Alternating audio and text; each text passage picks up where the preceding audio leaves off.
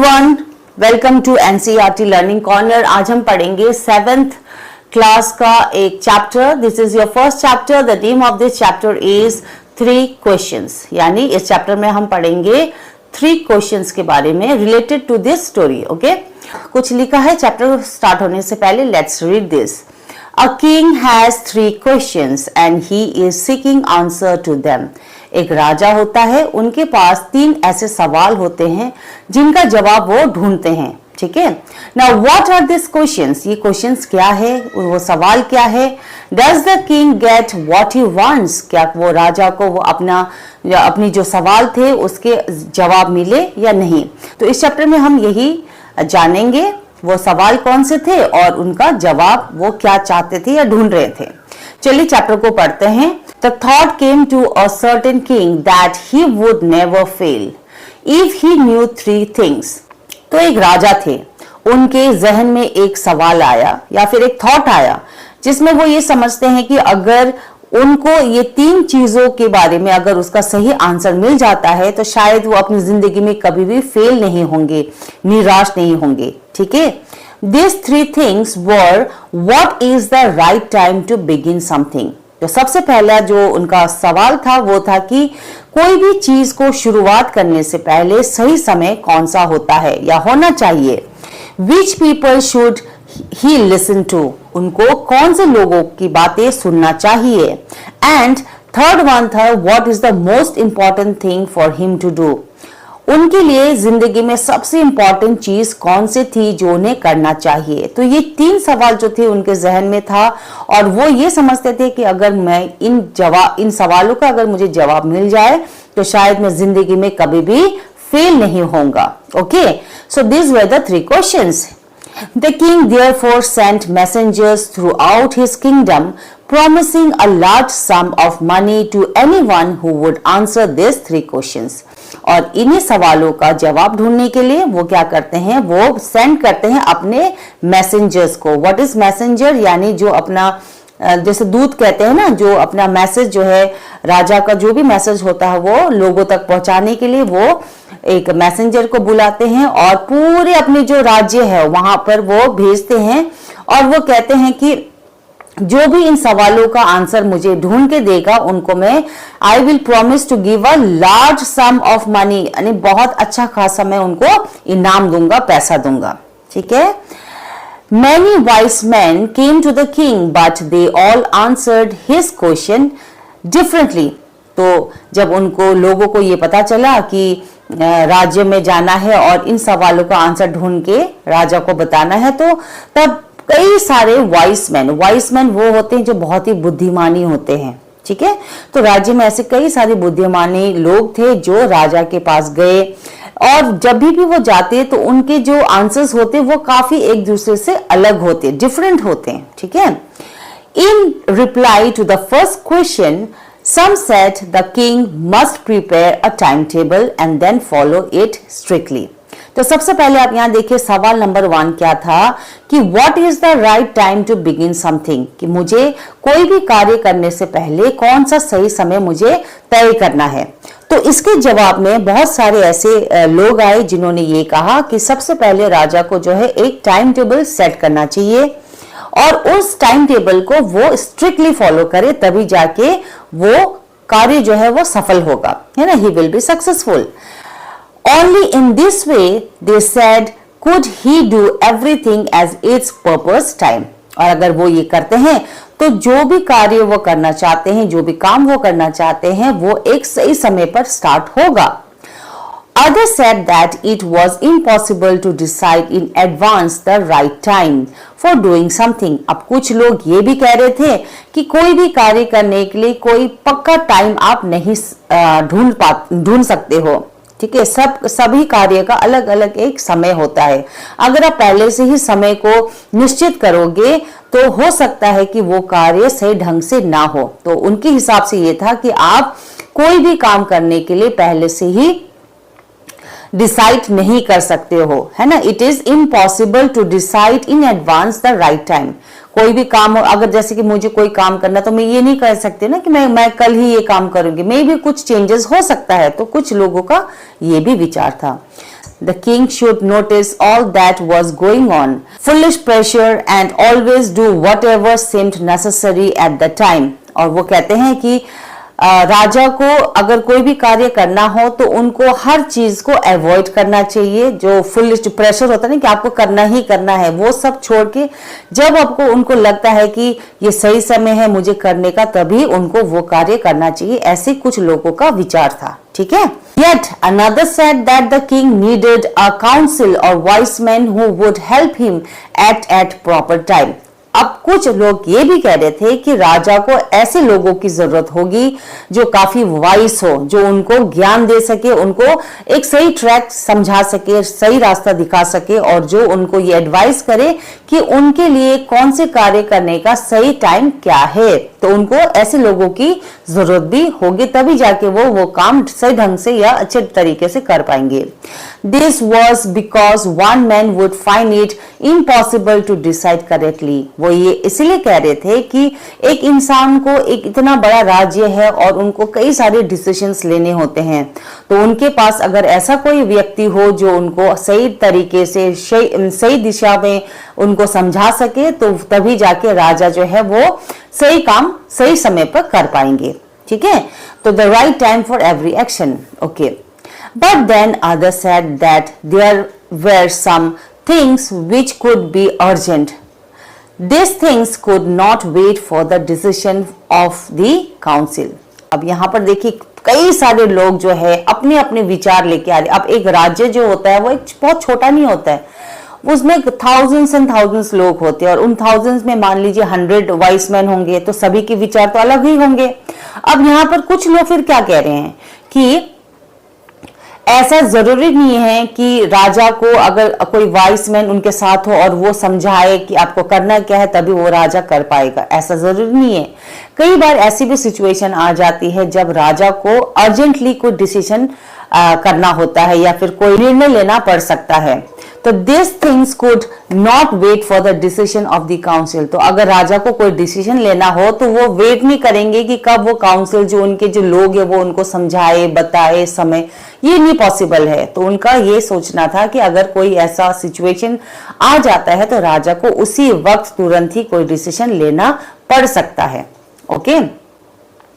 In order to decide the right time for doing something, it is necessary to look into the future, and only magicians could do that. The king therefore would have to go to magician.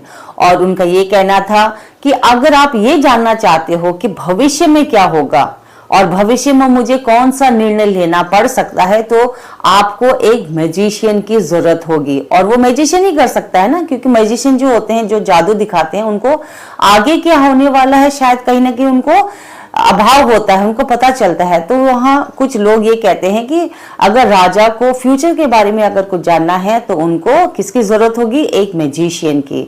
और इसीलिए राजा को वो कहते हैं कि आपको magician के पास जाना चाहिए, उनसे बात करनी चाहिए, ठीक है। In their answer to the second question, some said that the people most necessary to the king were his councils. अब दूसरा सवाल क्या था, राजा ने पूछा था कि मेरे लिए सबसे जरूरत लोग, सबसे इंपॉर्टेंट लोग मेरे लिए कौन हो सकते हैं। तो उसके आंसर में कुछ लोगों ने कहा कि आपके लिए सबसे इंपॉर्टेंट लोग जो है वो कौन है, जो they were his counselors. Again councillors कौन होते हैं, जो राजा को कोई भी चीज होने से पहले उनको अपने राय देते हैं, अपना पॉइंट ऑफ व्यू देते हैं कि राजा आपको ये करना चाहिए, अगर आप ये करोगे तो राज्य के लिए सही होगा, वो करना चाहिए, तो उनको काउंसिलर कहते हैं। तो कुछ लोगों के हिसाब से काउंसिलर जो होंगे वो राजा के लिए सबसे बेस्ट होंगे। Then other said the priest. अब कुछ लोग कह रहे हैं कि नहीं, प्रिस्ट बहुत इंपॉर्टेंट है राजा के लिए। प्रिस्ट कौन है, जो साधु संत होते हैं ना, जो पूजा पाठ में बिलीव करते हैं, जो चिन्ह देखते हैं, जो ग्रह देखते हैं, वो उनके लिए बहुत जरूरी है। A few other chose the doctors. फिर कुछ लोग कहने लगे कि नहीं भाई, डॉक्टर्स जो है वो राजा के लिए बहुत जरूरी है, क्योंकि अगर राजा बीमार पड़ जाएंगे तो फिर क्या होगा, उनके साथ तो एक डॉक्टर होना जरूरी ही है। And yet others said that his soldiers were the most necessary. And some people they said that the soldiers are very important. यानी उनके साथ सिपाहियों का होना बहुत ही जरूरी है। अगेन यहाँ पर हमने क्या देखा, every people they have a different point of view, उनके पास कई सारे लोगों के कई विचार थे. Okay, now to the third question, some said science, other chose fighting and yet others religious worship. कुछ लोग जो थर्ड क्वेश्चन में जो सवाल पूछा था उन्होंने ये कहा कि साइंस जरूरी है, किसी ने कहा कि fighting and yet other religious worship. ठीक है, तो ये सारे आंसर जो है राजा को सुनने को मिला. As the answer to his questions were so different, the king was not satisfied and gave no rewards. क्योंकि राजा को जो भी सवालों का जो जवाब मिल रहा था वो काफी एक दूसरे से अलग था, है ना, और इसीलिए जो राजा थे वो सेटिस्फाइड नहीं हो सके, उनको ये आंसर सुन के संतुष्टि नहीं मिली और इसीलिए उन्होंने वो रिवॉर्ड जो उन्होंने प्रॉमिस किया था कि जिसका जवाब सबसे अच्छा होगा मैं उनको रिवॉर्ड दूंगा, वो उन्होंने किसी को भी नहीं दिया. Instead, he decided to seek the advice of a certain hermit who was widely known for his wisdom. आखिर में वो किसके पास जाते हैं? He seek the advice, वो एडवाइस लेने जाते हैं to a certain hermit. अब यहाँ पर hermit का मतलब क्या होता है? See in your book, आपके बुक में उसका मीनिंग दिया है. Hermit means a person who lives alone and lead a simple life. Hermit का मतलब वो व्यक्ति होते हैं जो एक सिंपल साधारण लाइफ जीते हैं. जैसे साधु संत होते हैं ना, वो लोग जो अपनी लाइफ जो है बहुत ही सिंपल तरीके से रहते हैं और दे हैव अ वेरी सिंप्लिसिटी. तो वो उनके पास जाते हैं, वो सोचते हैं कि शायद यही एक व्यक्ति होंगे जो मुझे सही दिशा दिखा पाएंगे. He saw no one but simple people, and so the king put on ordinary clothes. Before he reached the hermit's hut, the king left his horse with his bodyguard and went on alone. तो जब hermit के पास जाना है तो आप देखोगे hermit जो साधु संत होते हैं वो काफी सिंपल रहते हैं ना, वो बिना चप्पल के एक ही कपड़ा वो पहनते हैं. So they live a very simple life. और ऐसे लोगों से मिलने के लिए राजा को क्या करना होगा? राजा को अपना जो भी जैसे ताज है, ज्वेलरीज है ना, जो सोना चांदी जो राजा पहनते उनको सबको निकालना होगा, तभी वो उनसे जाके मिल पाएंगे. तो राजा ने भी यही किया. उनसे मिलने जाने से पहले उन्होंने अपने आप को पूरी तरीके से बदला. उन्होंने ऑर्डिनरी कपड़े को पहना. ओके, और वो राजा जो है वो कभी भी कहीं जाते हैं तो घोड़े में जाते हैं ना, लेकिन वहां हर्मिट के पास पहुंचने से पहले ही उन्होंने अपना जो घोड़ा था वो अपने बॉडीगार्ड को दे दिया और वो फिर वहां से अकेले चल पड़े. As the king came near the hermit's hut, जब वो हर्मिट के झोपड़े के पास पहुंचे, he saw the hermit digging the ground in front of his hut. तो जैसे ही राजा हर्मिट के जो झोपड़ी है उसके पास जब पहुंचे तो उन्होंने क्या देखा कि जो हर्मिट थे वो एक ग्राउंड को, जमीन को डिगिंग यानी खोदना. वो अपने झोपड़ी के सामने जो एक जगह थी वहां पर वो गड्ढा खोद रहे थे. ठीक है. He greeted the king and continued digging. जब उन्होंने जो हर्मिट ने जब राजा को देखा उन्हें ग्रीट किया. ठीक है, ग्रीट का मतलब क्या होता है? नमस्ते करना या फिर गुड मॉर्निंग जो भी है वो कहना, उसको ग्रीटिंग कहते हैं. एंड कंटिन्यू डिगिंग, और फिर उन्होंने गड्ढा खोदना चालू रखा. The hermit was old and weak and as he worked he breath heavily. क्योंकि वो जो हर्मिट था वो काफी बूढ़ा था, काफी कमजोर था, और क्योंकि वो काम कर रहा था और काम करते समय वो काफी जोर जोर से सांसें ले रहा था. जब हम थकते हैं तो बहुत जोर जोर से हम सांस लेते हैं ना, तो वैसे ही वो जोर जोर से सांस ले रहे थे. The king went up to the hermit and said. राजा हर्मिट के पास जाते हैं और फिर कहते हैं, I have come to you, मैं तुम्हारे पास आया हूँ. वाइज हर्मिट, यानी तुम एक बुद्धिमानी हर्मिट लग रहे हो और मैं तुम्हारे पास आया हूँ. क्यों आया हूँ वो बताते हैं. To ask you to answer the 3 questions. मेरे पास 3 सवाल है जिसका जवाब ढूंढने के लिए मैं तुम्हारे पास आया हूँ. How can I learn to do the right thing at the right time. तो वो पहला जो क्वेश्चन है वो हर्मिट को कहते हैं कि मुझे ये बताओ कि मुझे कोई भी चीज करने के लिए राइट थिंग, कोई भी सही चीज करने के लिए राइट समय कौन सा होगा ये मुझे कैसे पता चलेगा? Who are the people I need most? मुझे कौन से लोगों की सबसे ज्यादा जरूरत होनी चाहिए? और तीसरा, what affair are the most important? और कौन सा कार्य मेरे लिए सबसे ज्यादा महत्वपूर्ण है? तो इन सवालों का जवाब मैं तुमसे चाहता हूं और इसीलिए मैं यहाँ पर आया हूं। The hermit listened to the king. Hermit ने उनके जितने भी सवाल थे उनको ध्यान से सुना, but did not speak. लेकिन वो कुछ भी नहीं बोले। He went on digging. वो सुनते गए और अपना जो कार्य था, जो काम था डिगिंग करने का, खोदने का, वो करते गए। You are tired, said the king. Let me take the spade and work in your place. तो हर्मिट ने जब उनके सवाल सुने तो उन्होंने कोई जवाब तो दिया नहीं। तभी राजा कहते हैं कि मुझे लगता है कि तुम शायद थक गए हो, एक काम करता हूँ, मैं तुम्हारी जगह आ जाता हूँ और तुम्हारे बदले में काम करता हूँ। Giving the king his spade. Hermit है वो क्या कहते हैं? Thanks, said the hermit, giving the king his spade. Then he went down on the ground. अब राजा ने जैसे उनको कहा कि लाओ मैं करता हूँ, तो हर्मिट ने भी अपना स्पेड उनको दे दिया और वो खुद जाके ग्राउंड में बैठ गए, आराम करने के लिए बैठ गए। यहाँ पर आप देख सकते हैं पिक्चर में, ये जो है यहाँ पर ये जो रेड वाले हैं वो he is the king and he is the hermit. आप देख सकते हैं यहाँ पर ही लुक्स वेरी ओल्ड, वो काफी बूढ़े लग रहे हैं। इनके हाथ में स्पेड है, यानी एक ऐसी चीज जिससे वो खुदाई कर सके, है ना। So he gave the spade to the king. वो राजा को वो स्पेड दे देते हैं और खुद जाके ग्राउंड में आराम करने के लिए बैठ जाते हैं।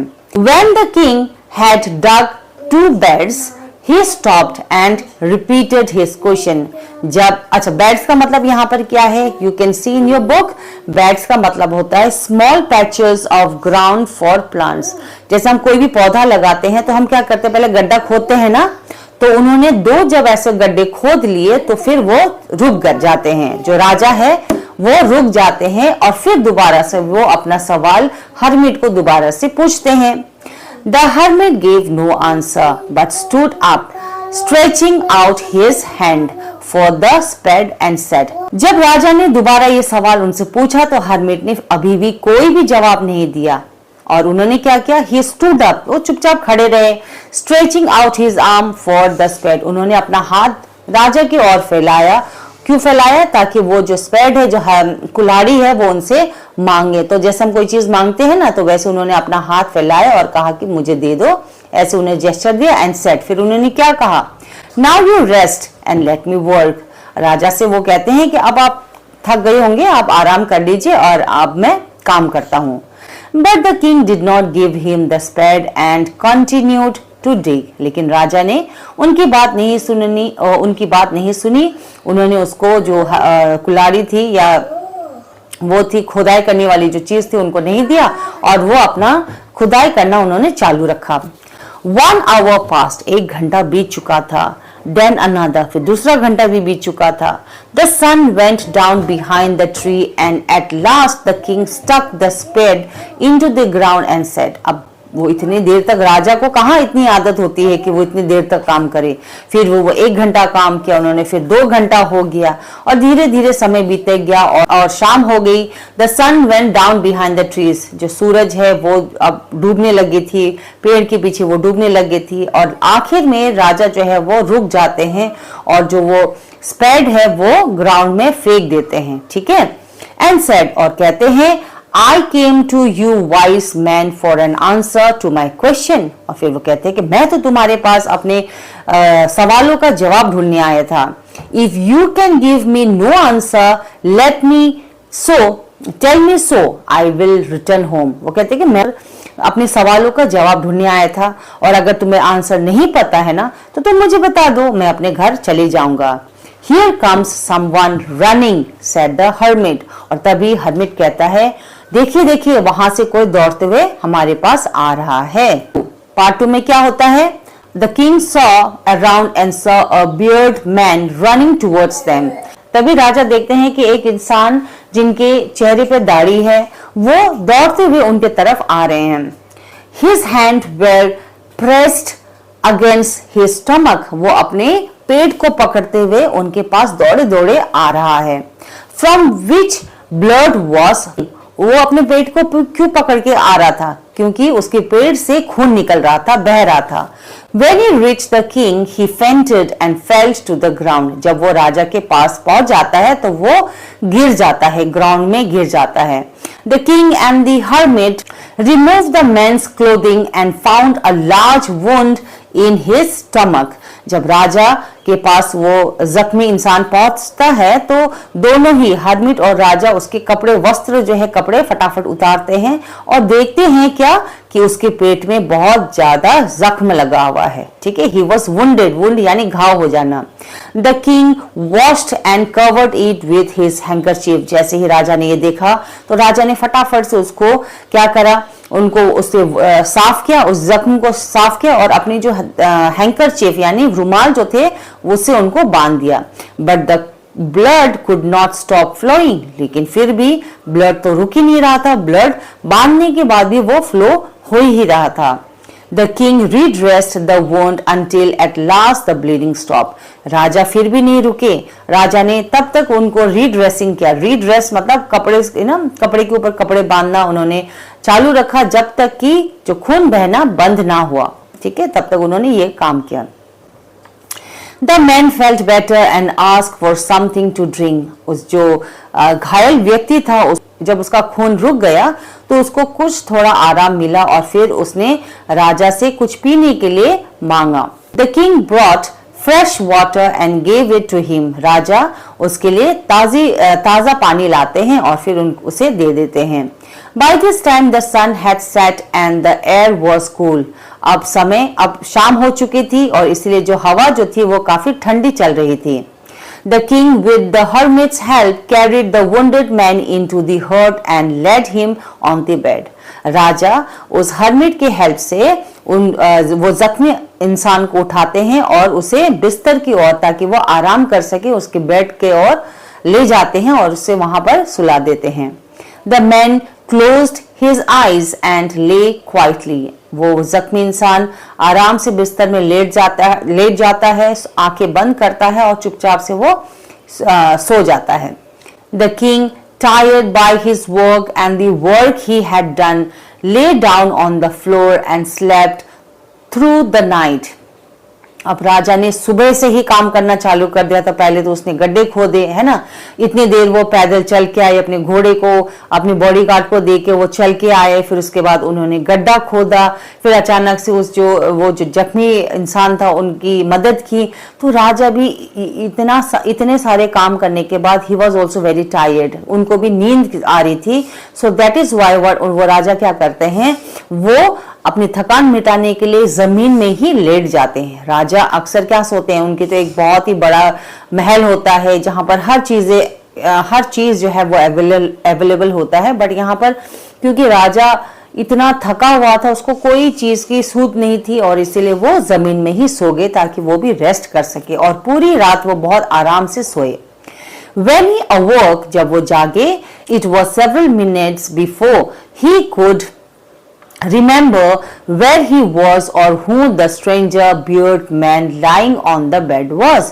और जब वो जागे ना तो अचानक से उनको क्या फील हुआ, उनको वो रिकॉल करने में, मतलब जैसे कभी हम अचानक से उठ जाते हैं तो हमें कुछ समझने में थोड़ी परेशानी होती है कि अरे हम कहाँ पर हैं, है ना। तो यहाँ पर भी it was several minutes before he could remember where he was or who was the stranger bearded man lying on the bed was.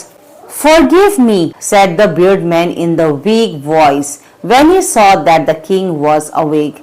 जब जो जख्मी जो इंसान था जब वो जाग जाता है तो सबसे पहले वो हाथ जोड़ के राजा को कहता है कि मुझे क्षमा कर दीजिए, मुझे माफ कर दीजिए। और बहुत ही डरी हुई आवाज में वो माफी मांगता है। और क्यों वो माफी मांगता है? I do not know you and have nothing to forgive you for, said the king.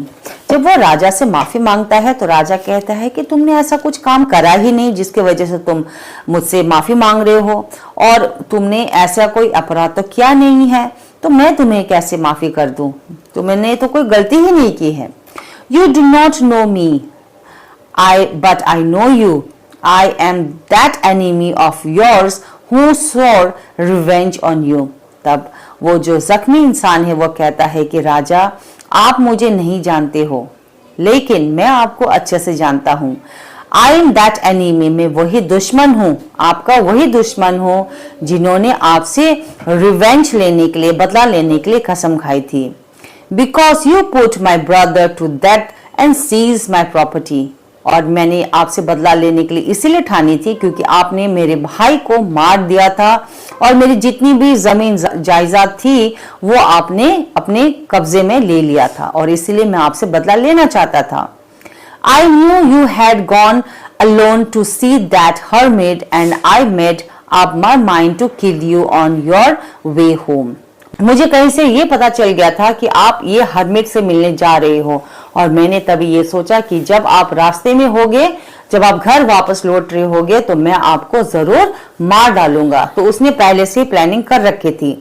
But the day passed and you did not return. लेकिन समय बीतता गया, आप यहीं रुक गए और आप घर वापस गए ही नहीं।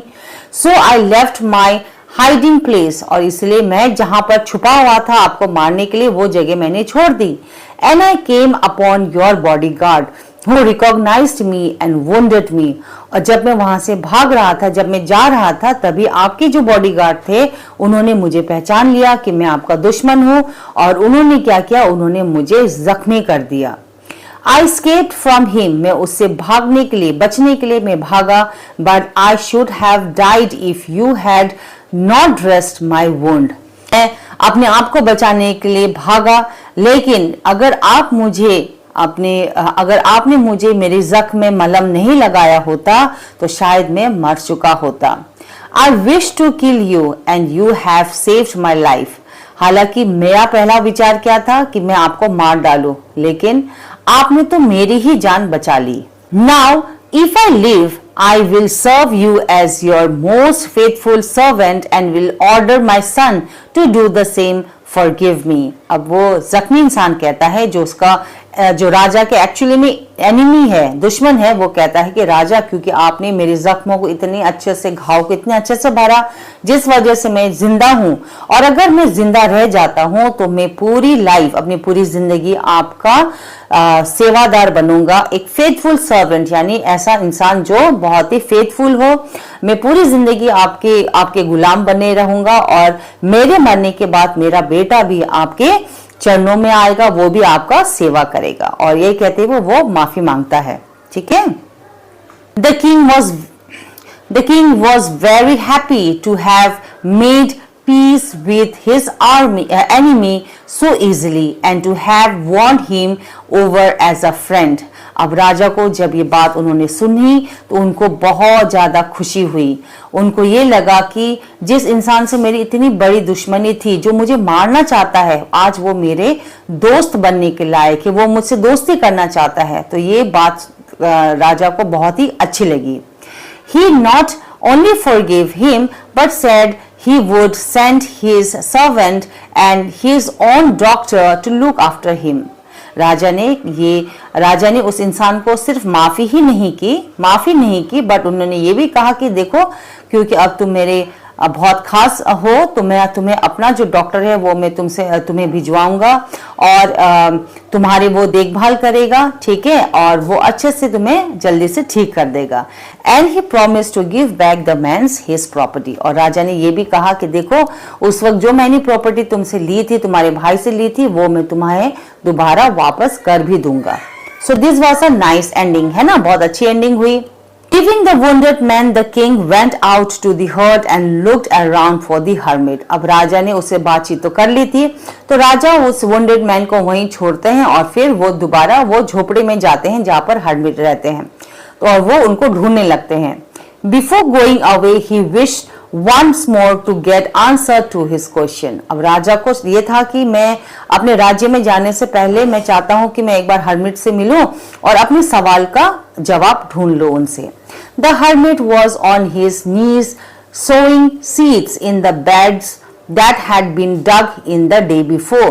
अब जो हर्मिट था वो क्या कर रहा था, वो उसी गड्ढे में जहां पर उसने खोदे थे पिछले दिन, वहां पर वो बीज बो रहे होते हैं, ठीक है, बीज बो रहे होते हैं। The king went up to the hermit and said, राजा हर्मिट के पास जाते हैं और कहते हैं, For the last time, I beg you to answer my question, wise man. राजा कहते हैं कि मैं आखिरी बार आपसे रिक्वेस्ट कर रहा हूं कि प्लीज मेरे सवालों का सही सही जवाब दे दीजिए. You have already been answered, said the hermit, still bending down to the ground and looking up to the king as he stood before him.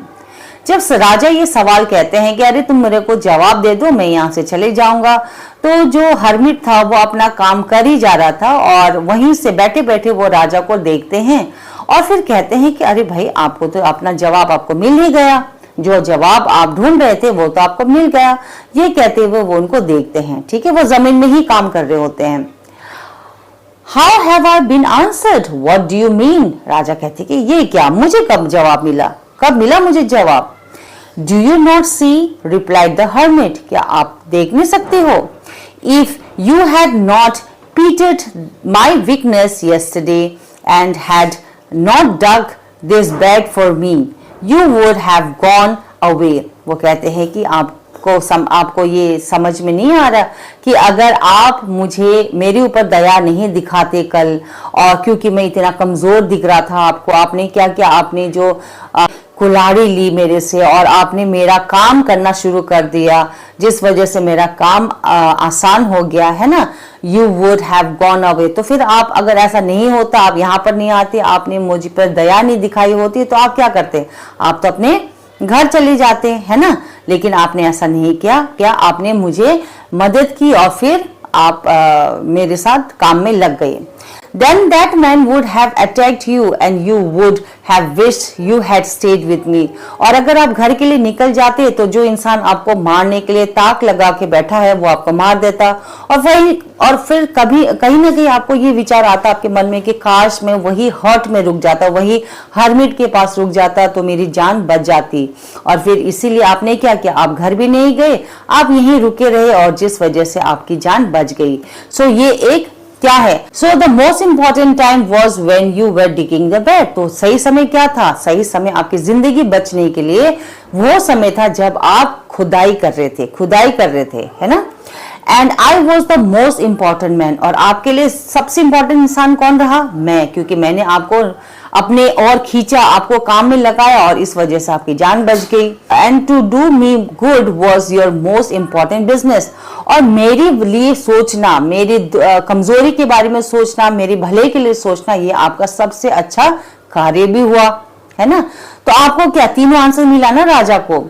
Afterwards, when the man ran to us, the most important time was when you were caring for him. और जब वो इंसान आपके पास दौड़ते हुए आया तो सबसे इंपॉर्टेंट चीज आपने, वो जो समय था वो क्या था, जब आपने उसकी देखभाल करनी शुरू की. Because if you had not dressed his wound, he would have died without having much peace with you. और अगर आप उसकी ड्रेसिंग नहीं करते, उसके जख्म को, घाव को मलहम नहीं लगाते तो क्या होता, वो मर जाता. और अगर वो मर जाता तो आप दोनों के बीच में कभी भी सुलह नहीं हो पाता, है ना. वो हमेशा मरता कैसे, दुश्मन की तरह ही मरता. लेकिन आपने उसकी जान बचाई, उसकी देखभाल की, तो आज आप और वो एक अच्छे संबंध में आ गए हो. So he was the most important man. और इसीलिए वो भी आपके लिए काफी इंपॉर्टेंट इंसान है. And what you did for him was the most important business. और जो भी काम आपने उसके लिए किया, उसको बचाने के लिए किया, वो आपका सही कर्म है ना. जो काम उन्होंने किया उसको कर्म, बहुत इंपॉर्टेंट बिजनेस उसी को कहते हैं, भला काम करना, तो वो है. Remember then there is only one time that is important and that time is now. वो फिर हर्मिट कहते हैं कि राजा आप ये ध्यान में रखना कि हमेशा सही समय आपको ढूंढने की जरूरत नहीं होती है. सही समय वो होता है जो वर्तमान में चल रहा है, जो अभी है ना. अभी हम क्या अच्छा काम कर सकते हैं, अभी हमें क्या कौन सी ऐसी चीज हम करें जिससे लोगों का भला हो, वही सही समय होता है. Now it is the most important time because it is the only time when we have any power to act. क्योंकि हमारे पास हर पल एक हर पल का जो समय होता है वहां पर हमारे ऊपर एक शक्ति होती है कि हम उसको अच्छा भी कर सकते हैं, हम उससे बुरा भी कर सकते हैं। We can do wrong deeds also, we can do bad deed also, है ना। कई बार हम जान के गलत करते हैं और कई बार ऐसा होता है कि नहीं, हमें गलत नहीं करना चाहिए, we should do the right thing. So it all depends on us, हमारे ऊपर ही होता है हम कैसे करना चाहते हैं, है ना। The most necessary person is the person you are with at a particular moment. और इंसान कौन जरूरत है, कौन इंपॉर्टेंट है, वो इंसान जिनके साथ आप उस पल में हो, उस वक्त जो है वही इंसान आपके लिए सबसे महत्वपूर्ण होता है। For no other knows that what will happen in the future and whether we will meet anyone else. क्योंकि हमें भविष्य का तो कुछ थोड़ी पता होता है, हमें भविष्य के बारे में कुछ पता होता ही नहीं है। जो कोई भी व्यक्ति अपने फ्यूचर के बारे में पहले से ही बता नहीं पाता है। तो इस वक्त जो इंसान हमारे पास होता है, जिससे हम मिल रहे हैं, उसके साथ हम क्या करते हैं, दैट इज इंपॉर्टेंट। क्योंकि हम क्या पता उस इंसान से दोबारा कभी मिले ही नहीं या फिर किसी और से मिले ही नहीं। The most important business is to do that person's good because we were sent into this world for that purpose alone. और वो ये भी समझाते हैं कि सबसे इंपॉर्टेंट कार्य वही होता है जब हम उस इंसान के लिए, जिस क्षण वो इंसान हमसे मिला है, उसके लिए हम कौन सी चीज ऐसा करें जो उसके लिए भला हो। क्योंकि हमें इस दुनिया में भगवान ने इसीलिए भेजा है ताकि हम कुछ अच्छा कर्म करें।